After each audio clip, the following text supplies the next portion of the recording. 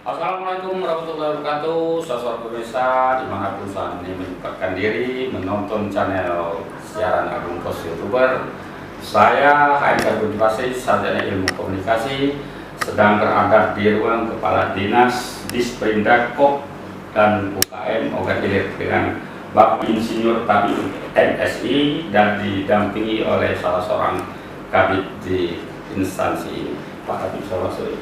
Selamat sore Pak. Terima kasih, bangga rasanya kami sudah diterima oleh Pak Tabib sebagai Kepala Dinas ini guna mengisi program Pemda Ogan Ilir tentang keterbukaan publik. Ini sudah yang kesekian pun Pak. Jadi bukan cuma kita. Pak Tabib, mungkin pemirsa ingin tahu termasuk saya, Dinas Perindak dan UKM ini tupoksinya bagaimana? Silakan Pak.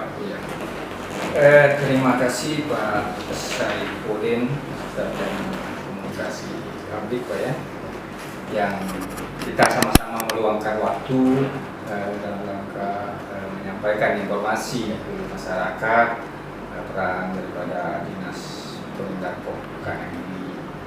Jadi pada hari ini saya ditemani oleh salah satu bidang Pak Suprayogi. Ya, barangkali nanti kalau pertanyaannya yang sangat teknis ya mungkin beliau bisa menyampaikan terhadap apa yang saya sampaikan yang mungkin secara garis besar pada kesempatan yang terbatas ini Pak. Jadi dinas kita ini orang sering sebutnya Dinas Perindakop. Perindakop itu sendiri singkatan Perindustrian, Perdagangan, Koperasi dan UKM Kabupaten Ogan Ilir. Nah, dinas ini dia mempunyai semacam sebuah organisasi yang mendapat semacam kewenangan ataupun tugas kita sebagai amanat otonomi yang juga sebagai fungsi daripada desentralisasi terhadap tugas-tugas dari pemerintah pusat. Nah, di sini kita tentu mempunyai fungsi dan kewenangan. Ya. Nah, jadi kita di sini tentu beberapa hal yang saya sampaikan ya, bahwasanya kita tugas dan fungsi kita di mana kita berkaitan erat terhadap tugas kita hal-hal teknis yang di bidang sektor perindustrian, perdagangan dan koperasi UKM, di mana kita dari suatu tahapan perencanaan yang berpedoman pada aturan-aturan, dan juga tujuan kita melakukan pembinaan. Jadi pembinaan untuk pembangunan di bidang sektor industri, perdagangan, koperasi dan UKM. Nah, jadi fungsi itu tentu kan terkait erat dalam kita sebagai pembantu Bapak Bupati untuk menjalankan misi dan visi beliau. Nah, di mana saat ini sedang disusun itu RPJMD 2001 sampai 2005. Nah, di sini kami untuk baik masukan maupun hal-hal terkait pembinaan itu tentu itu menjadi pedoman kita Pak. Jadi itu pedoman dan sebuah target ya. Kita berbuat itu tentu kan ada target yang ingin kita capai. Nah, dari RPJMD itu tentu ada visi, ada misi ya. Nah, di sini kalau saya perhatikan, Kalau Disperindak apa visi? Ya, jadi misi yang terkait dengan Disperindak itu membangkitkan perekonomian daerah melalui kolaborasi seluruh komponen masyarakat untuk menggairahkan investasi. Nah, di sini tentu kita terkait dengan fungsi tadi. Nah, untuk menjalankan misi beliau kan. Nah, di sini juga tentu kita tidak lain adalah mempunyai tujuan tentu kan tujuan. Nah, tujuan kita adalah meningkatkan kualitas produk dan layanan sektor ekonomi serta untuk mencapai pemerataan kesejahteraan masyarakat. Nah, bicara masalah kolaborasi, ini tentu kolaborasi antara perindustrian, perdagangan dan koperasi dan UKM.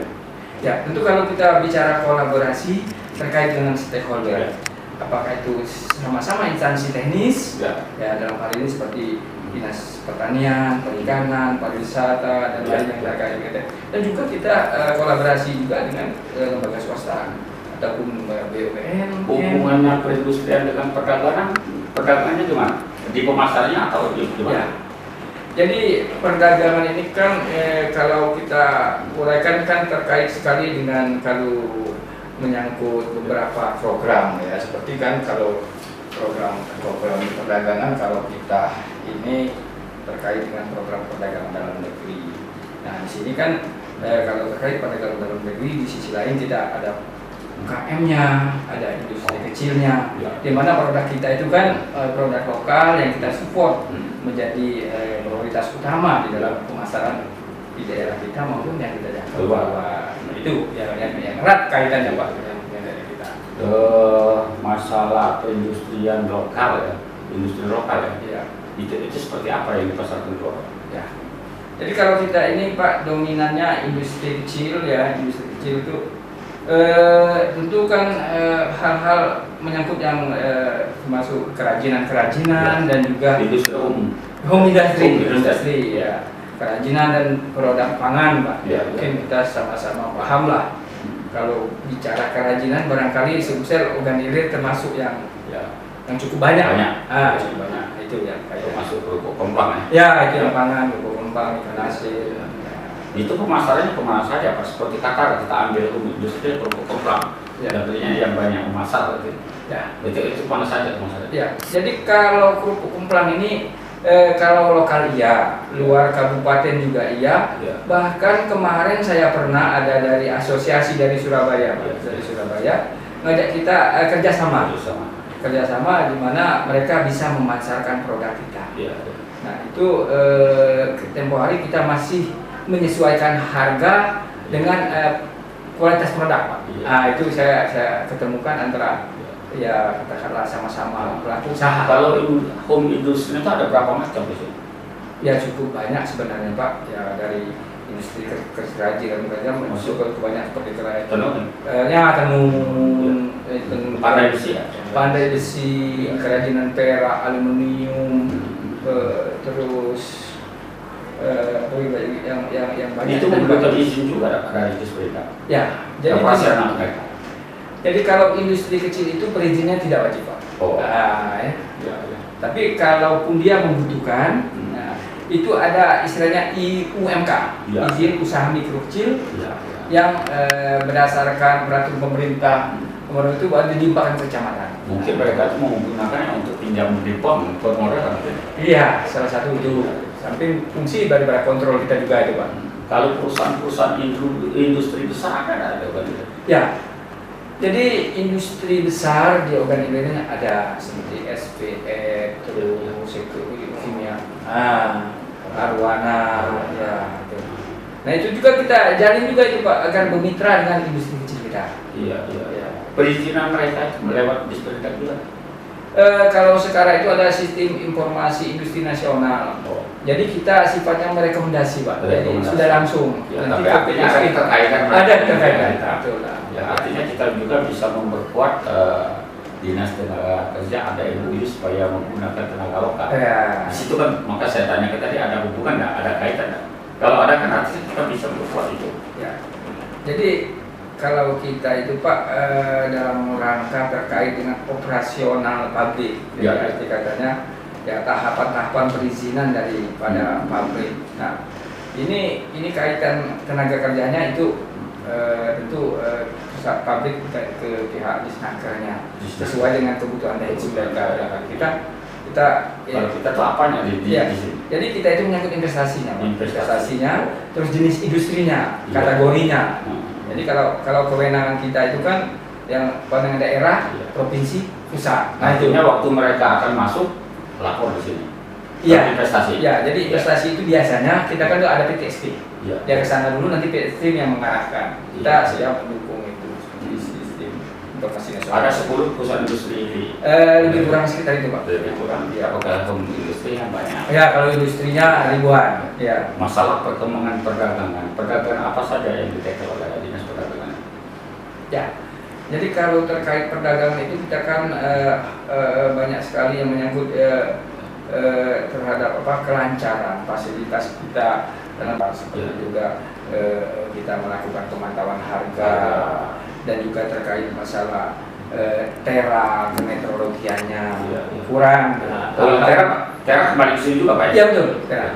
Jadi tera ini kita katakanlah untuk saat ini masih dalam proses kewenangan untuk melakukan peneraan Pak. Karena proses peneraan itu sendiri itu pelimpahan dari kewenangan pusat dengan pedoman yang ada dan juga personil. Nah ini cara mengontrolnya itu sebulan sekali, setahun sekali. Ya, jadi kalau untuk peneraan itu setahun sekali Pak. Setahun sekali. Mereka melapor atau kita yang melaporkan? Ya. Jadi kalau untuk yang perusahaan besar karena terkait dengan produksi dan kaitannya dengan pihak buyer, umumnya mereka Pak yang mengajukan permohonan itu, itu semacam hal yang dibutuhkan untuk mereka. Nah, kalau yang kecil ini sebenarnya kita yang proaktif Pak. Ya. Jadi kita yang ke lapangan. Kita yang ke lapangan. Tapi memerlukan tenaga kerja juga Pak. Ya. Jadi di pasar-pasar itu atau ke rumah-rumah juga Pak? Karena banyak pedagang rumah. Ya, ke pasar Pak. Umumnya kalau terkait dengan alat ukur peneraan itu yang dijual belikan. Untuk alat jual beli. Untuk alat jual beli. Ya, iya. Nah, perlu kita garis bawahi bahwa itu petugas yang khusus Pak, yang sudah melalui pendidikan kemeteorologian. Pelanggaran biasanya Pak di situ. Ditemukan nggak pelanggaran? Pelanggaran seperti apa? Ya, jadi pelanggaran itu yang terjadi ya itu apa istilahnya massa, apa beratnya itu Pak ya, dari kendala masyarakat. Misalnya 1 kilo dikurang berapa? Ya seperti itu betul. Iya. Jadi kita kan ada pembandingnya istilahnya, ada standar alatnya. Biasanya ada pernah kejadian pelanggaran nggak? Pengurangan pertimbangan. Ya. Jadi begini. Kalau seandainya ada tindakan nggak? Ada sanksi nggak? Sanksinya tetap ada, tetapi juga kita sini masih dari internal kita ini kan petugasnya ini Pak. Yang jadi kendala ya petugas ini kan. Tapi kita memang belum persiapkan untuk itu. Dulu ada. Sekian mereka. Betul. Kan? Jadi gini Pak, jadi meteorologi ini perlu menjadi garis bawahi untuk menjadi pemikiran bersama barangkali Pak ya. Dulu itu kan kewenangan provinsi Pak petugasnya. UTH. Ya, jadi kewenangan provinsi koordinasi dengan kabupaten kota. Tahun 2012 atau 2006 itu ada pelimpahan ke kabupaten kota. Pelimpahan wewenang. Nah, tetapi kabupaten kota tidak memiliki personil. Begitu juga menyangkut peralatan. Ya, peralatan. Ya. Kita organik 2012 sudah ada peralatan Pak. Sekarang masih digunakan. Itu sering digunakan tapi personil kita dari luar. Nah, personil kita dulu ada 2 orang Pak. Satu pulang pindah ke Pulau Jawa. Di sini mutasi ya. Persyaratannya itu profesional itu. Mereka didiklat di Bandung itu 6 bulan Pak. Melalui kursus peneraan itu. Iya. Karena ini nggak sembarang orang, karena menyangkut peneraan alat ukur ini standar internasional Pak. Latar belakang pendidikan. Umumnya itu eksakta Pak. Karena menyangkut massa, berat, menyangkut luasan, volume. Nah itu. Jadi khusus dia. Khusus. Terus untuk alat tera itu dikeluarkan oleh Perum Peruli Departemen Keuangan Pak. Iya. Kita ada alat itu. Kita ada, tapi sekarang nggak bisa menggunakan. Personilnya yang berhak. Personil yang berhak. Apa kita tidak ada mengadakan pendidikan atau pelatihan untuk orang-orang tertentu? Sudah disebar Pak, tapi sifatnya kan kerelaan kalau mau jadi pegawai meteorologi. Nanti kita usulkan, nanti ikut iklan. Iya. Kalau dulu 6 bulan, sekarang katanya sudah 3 bulan. Ya rata-rata itu tadi Pak. Kita pegawai. Ada sekolah khusus mengenai pendidikan di bagian jurusan itu kemarin saya pernah baca di 2020 2019 itu ada Pak, itu semacam sekolah semacam ikatan dinas kemeteorologian. Iya. Ada. Nah itu biasanya itu online kan informasinya, anak-anak yang tamat SMA mendaftar. Iya. Karena ini ketara ini kalau kita cermati secara khusus Tapi menyangkut haram halal juga Pak, keagamaan. Iya. Kalau kurang kan bagaimana? Solusinya. Iya, iya. Kalau dia lebih juga arti pedagang rugi. Iya. Mungkin guna teras. Iya, memang itulah amanah yang wajib dipenuhi Pak ya. Itu Ke depan bagaimana Pak? Ya. Penerangan. Jadi ini kita tetap berjalan, kita kerjasama dengan kabupaten terdekat. Oh ya. Nah, yang memiliki- Artinya ada tenaga terpinjam. Ya, seperti itu Pak. Ya. Ya. Pak, tapi saya kepengen dengan Pak Subrayomi di sini tentang perkoperasian. Bagaimana perkembangan perkoperasian di Kabupaten Agam Pak? Kalau perkoperasian di kabupaten kita ini Pak, ya sebenarnya kalau dibandingkan dengan kabupaten tetangga mungkin masih kecil-kecil. Iya, iya, iya. Kita Yang ada standarnya. Standar kalau sekian ke sekian besar, kalau sekian kecil gimana? kalau kita lihat standar itu kita standar kriteria undang-undang usaha usaha itu Pak. Kalau dengan Yang kecil ya? sampai 1 miliar itu masih dikategorikan kecil. Kayak gitu. Jadi dari 5 miliar baru menengah. Bukan tergantung dari anggota koperasi, Bukan Pak. dari usaha, Dari omset usaha. offset usaha. Berapa banyak itu koperasi yang sudah berbadan hukum di Kalau kita sampai hari ini yang sudah berbadan hukum itu ada 178 koperasi berbadan hukum. Iya. Soal itu semua nih. Aktif sekitar 60% dari itu aktif. Yang Karena tidak aktif itu kendala siapa Pak? nah, itu salah satunya merupakan warisan dari kabupaten induk kita dulu salah satunya. Oh, yang Bagian koperasi-koperasi lama kayak waktu di masih di Oki ya. bagian salah satunya itu. Nah, Tapi masih sekarang masih badan hukumnya masih diperpanjang Pak. Walaupun sudah sudah katakan apa oleh mungkin ya? dia usahanya tuh vakum Pak. Kalau Ya. masalah badan hukum ini tidak dibatasi waktu. Oh. Tidak terbatas. Walaupun tidak aktif. Walaupun tidak aktif. Ya. Nah, mau proses pembubaran kita juga menemui kesulitan karena untuk membubarkan koperasi itu melalui proses yang sangat panjang. Tapi kalau mereka tidak aktif kan apa saja itu yang penilaian kita yang bisa dinilai di Kalau kita, koperasi tersebut. nah itulah salah satu tupoksi kita setiap tahun kita melakukan penilaian. Kalau simpan pinjam itu ada penilaian kesehatan simpan pinjam, ada pengawasan, ada pemeriksaan seperti itu. Oke, saya kira kita jangan berbicara sekarang yang aktif udah berapa? Sekitar ada 90-100an. Oh, 90 banyak Pak. Lumayan Pak, tapi masih Rata-rata anggotanya berapa per koperasi? rata-rata kalau dirata-ratakan mungkin kisaran 70-an Pak. 70 orang. Bergeraknya di berapa Pak? Nah, dominan simpan pinjam. Simpan ya. Artinya perekonomian keuangan jalan Pak kalau gitu. Ya, kalau yang aktif itu berjalan Pak. Iya. Selain dari simpan pinjam Pak, ada 9 bahan pokok saya tahu. Ada beberapa koperasi sektoril seperti pengumpulan karet, jual karet, kemudian kelapa sawit ada. Oh, bisa seperti itu Pak. Ya, usahanya memang pengumpulan sawit, menjual sawit, anggotanya itu petani sawit ada. Pengontrolan itu setiap tahun ada RAT rasanya. Nah itu salah satu kewajibannya. Setiap Hmm. tahun harus wajib RAT rapat Iya. tahunan itu. Dia tuh kalau kelihatannya per tahun tuh ada pengembangan dari koperasi itu Kalau untuk dia- anggotanya. biasanya ada Pak, dari evaluasi kita dari rapat anggota tahunan itu kita lihat kurvanya rata-rata naik walaupun tidak begitu signifikan. Kalau persyaratan untuk mendirikan koperasi sendiri itu gimana? Nah, kalau persyaratan mendirikan koperasi berdasarkan undang-undang terbaru ini Undang-Undang 11 2020 itu cukup 9 orang. Oh, 9 orang. 9 orang bisa membentuk koperasi. Ketua, sekretaris, bendahara, ada anggota. pengawas ya, tapi diharapkan mempunyai kegiatan ekonominya yang sama.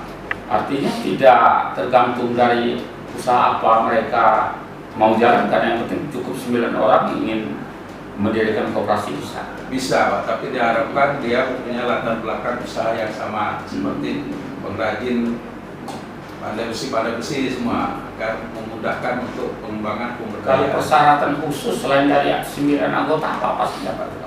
Persyaratan khusus itu tidak ada, yang penting dia ada pengawas, Ya. ada usaha seperti itu, dan kalau mendapatkan badan hukumnya harus melalui proses pengesahan badan hukum melalui Kementerian Hukum dan HAM. Ya, seingat saya kalau dulu, tapi tidak tahu sekarang. Nah, kalau peraturan sudah berapa, kalau ingin mendirikan koperasi itu kan ada pemeriksaan, ada pelatihan segala macam, baru izinnya dikeluarkan. Sekarang Nah ini yang kita sebagian agak kesulitan juga kita, karena di peraturan terbaru ini tanpa rekomendasi dan kita pun bisa keluar badan hukum koperasi itu ada itu. Jadi kalau sebelumnya kita wajib melakukan sosialisasi sebelum koperasi atau kelompok ini untuk mendapatkan fasilitas badan hukum, kita sosialisasi. Tapi sekarang diminta atau tidak, disosialisasi atau tidak, mereka kalau ingin itu selagi memenuhi persyaratan bisa keluar badan hukum. Artinya tidak sesulit dulu Pak. Kalau Tidak sesulit dulu. Mau mendirikan koperasi Agung Pos waktu itu di media kita tidak langsung pakai koperasi pra. Nah, koperasi itu. Kalau sekarang masih sistem pra. Apa tidak lagi bisa langsung? Kalau dari kita sebenarnya kita secara teknis pembinaan diharapkan pra dulu Pak. Oh, tidak pra dulu. Pra dulu 1 tahun baru kita proses untuk badan hukumnya. Tapi usahanya harus jelas juga ya. Harus jelas, dari pra itulah kita lihat evaluasi usahanya salah satunya. Iya, ya. Artinya tidak kalau dulu kan minimal 20 Ya, 20 orang. Ya, Undang-Undang 25 tahun 92. Memang 25 orang. 25. Ya, Itu. Kalau sekarang artis 9 bisa. Ada 9 orang bisa. Iya. Undang-undang Cipta Kerja di situ Pak. Ya, sebenarnya kalau memang ini bisa dikembangkan, apalagi anggota sedikit bisa meningkatkan roda perekonomian masyarakat juga. Ya, dengan sedikit anggota itu lebih dinamis ya. Dinamis itu. Iya. Diharapkan itu lebih dinamis dalam pengambilan keputusan yang mendesak, yang penting, yang krusial bisa segera. Dan yang hampir 100 yang terdaftar di sini itu anggotanya rata-rata ada yang 9 juga paling banyak. Tidak ada kalau posisi sekarang. Oh, belum ada. Dari undang-undang baru belum ada, di atas 30-an rata-rata. Iya, sebab usaha koperasi ini kan banyak sekali. Media juga sarankan Dewan Pers itu boleh koperasi. Itu makanya kalau dulu harus 25. Iya, betul. 20 orang. 29 orang cukup. Pak, tapi mungkin di ujung waktu seandainya ada program-program ke depan untuk disperindak KOP dan UKM ini silakan Pak. Ya. Jadi kita sekarang banyak kemudahan untuk menyampaikan informasi ya. Salah satunya yang smartphone sekarang juga jodoh hubungan teman-teman dari media itu lebih cepat komunikasi kita untuk menyampaikan informasi. Nah di sini ya kita di dalam mendukung program Bapak Bupati ini Pak, tentu kita tidak bisa mengandalkan APBD. Kita melihat dari sisi peluang-peluang yang ada APBN, kita dari yang sifatnya dunia usaha, bermitra, mensupport, perbankan atau BHPL itu kita buka sekali. Nah, dan juga kepada masyarakat yang betul-betul memang pelaku usaha kita support Pak. Jangan sampai ada pihak-pihak yang berkepentingan itu, ini sering kali yang kami antisipasi Pak. Ya, kita juga di dalam struktur pemerintahan memperankan sebagai filter. Ya, seperti jujur saya katakan baru-baru ini kita sebegitu beratnya beban yang harus kita laksanakan terkait dengan program bantuan usaha mikro kecil. Nah, berbicara usaha mikro itu ini gimana dia? Ya, alhamdulillah Pak, yang saat ini sekitar 35 ribuan. Wah. Ya, yang kita usulkan. Di bidang apa sih Pak itu usaha mikro? Macam-macam, seluruh pedagang kecil, industri kecil, terus peternakan, perikanan, sembako ya. Iya, pedagang sembako, iya. Yang jual es keliling, jual es tebu itu kan mikro semua Pak. Iya. Nah itu yang dapat fasilitas yang didukung oleh pemerintah sekarang. Fasilitas yang dikeluarkan oleh katakan diperbantukan oleh Disperindak terhadap UKM ini ada. Ya. Jadi kalau yang ada yang sedang sekarang ini secara nasional itu yang bantuan usaha mikro kecil itu Pak, bantuan pelaku usaha. Iya. Ya. Seperti apa itu? Kemarin itu ini bantuan ini dana 1,2 juta per pelaku usaha. Iya. Itu ya dan 35 ribuan tadi Pak. Syaratnya mungkin apa saja? Ya syaratnya pertama rekomendasi dari kepala desa dan profil usaha mereka, KTP, KK. Nah itu ya rekomendasikan di situ. Iya. Kenapa? kadesnya nggak tahu bahwa warganya itu memang betul-betul Betul-betul usaha. usaha. Ya. Iya, iya. Di luar itu kita nggak bisa jamin orang Cairnya itu di bank atau langsung dari Disperdak ke Disperdak OKM apa? Ya, jadi di Gimana? situ tahapannya Apa? kepala desa merekomendasi mengusulkan ke kita dengan persyaratan tadi. Kita sebagai pengusul, bahasanya pengusul.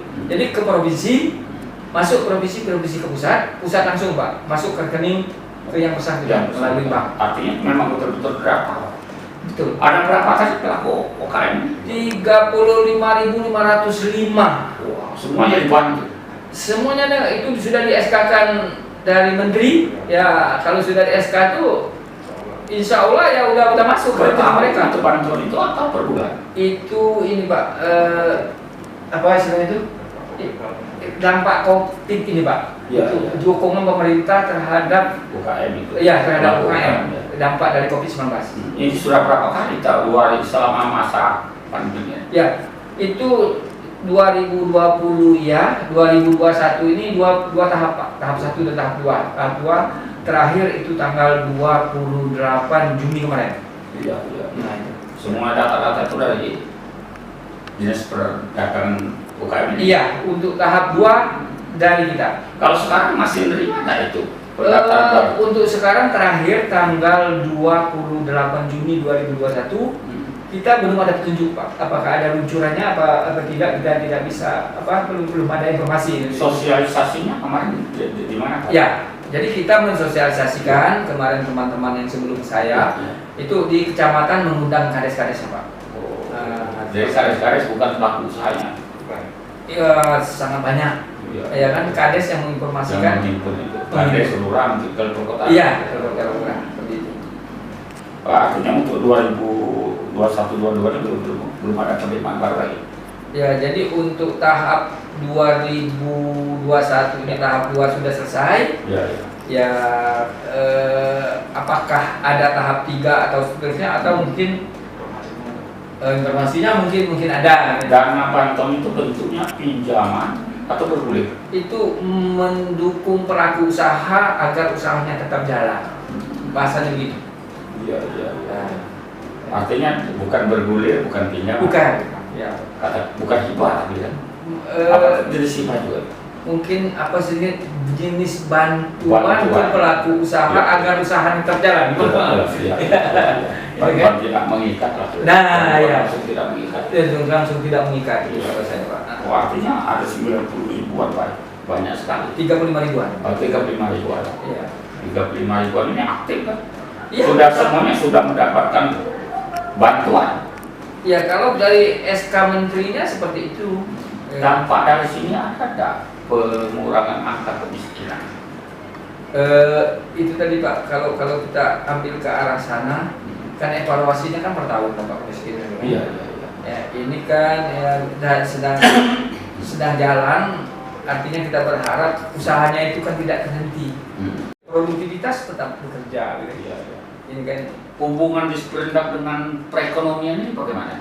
ya salah satu komponen ekonomi ini kita sektor yang mendukung peningkatan ekonomi di Ya karena ini kan ada dinas perekonomian juga. ya bidang ya salah satu sektor beberapa komponen perekonomian juga salah satu industri perdagangan itu dan jasa. Iya. Nah, komponen itu Pak kita. Tapi kalau melihat di sini kan koperasi jalan, UKM jalan, Ya. tadi ada home industri juga. Ya. Itu persentase penduduk kita sudah memasuki sektor-sektor itu berapa? Ya. Ada dari 50% dari jumlah penduduk kita 280 sekian. Kisarannya ya, tapi ya artinya kan kalau kita bicara UKM-nya ya, karena sektor pertanian, peternakan, perikanan itu kan dalam wadah UKM-nya ya. Artinya cukup banyak, 35.000 kali. Iya, betul. Penduduk kita. Iya. Ya Pak, tapi kalau masih ada lagi termasuk Pak Prayogi, kalau masih ada yang mau disampaikan silakan. Ya, terima kasih. Jadi kalau masyarakat butuh informasi ataupun hal-hal terkait program-program dari pemerintah pusat atau pemerintah daerah, ya kita berharap ya pihak masyarakat itu tempat bertanya itu ke lembaga resmi, atau ya. kepala desa atau camat atau ke Ya. dinas kita sangat terbuka sekali. Ya. Jangan ada pihak-pihak lain yang kita nanti pengertiannya bias gitu. Ya. Nah, Pak Prayogi siap tentu saya ya. untuk koperasi. Ya, kalau melihat ini arti Pak dari beberapa sektor tadi yang dijelaskan, kita proaktif mengadakan pengawasan Pak. Betul. Termasuk perdagangan, Iya. perekonomian, perindustrian, Iya. UKM, Iya. dan hub industri, Iya. semuanya kita pantau. Pantau. Jadi semua sekarang jalan Pak. Sekarang jalan. Ya. Masih ada lagi Pak? Ya, sekali itu tadi Pak. Ya. Ya. Saudara-saudara pemirsa, cukup banyak walaupun waktunya terbatas, tapi padat. Apa yang kami wawancarakan ini, insya Allah ini akan bermanfaat bagi kita semua, terutama pelaku usaha UKM, koperasi, hub industri, perdagangan, perindustrian besar kecil. Tadi sudah terangkan semua. Mudah-mudahan ini bermanfaat. Lebih kurang kami mohon maaf. Kepada Allah saya mohon ampun. Wassalamualaikum warahmatullahi wabarakatuh. Waalaikumsalam.